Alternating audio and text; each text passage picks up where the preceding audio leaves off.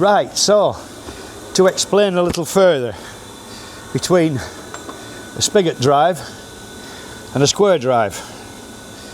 So regular crow's foot, 1/2 inch square drive and a torque wrench. So basically that clips on there like that, and that allows you to rotate in a confined space like that.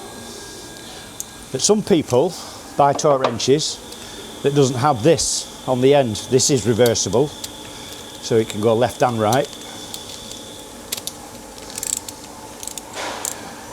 So imagine that that's not on there, and instead you've got a pin and the ratchet mechanism and the brake mechanism for the actual setting that you want to make the torque setting to. The mechanism is inside there.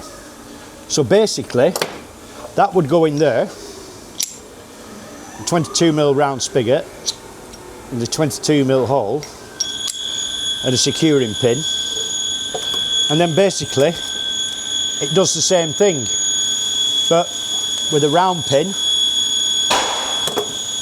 instead of a square drive.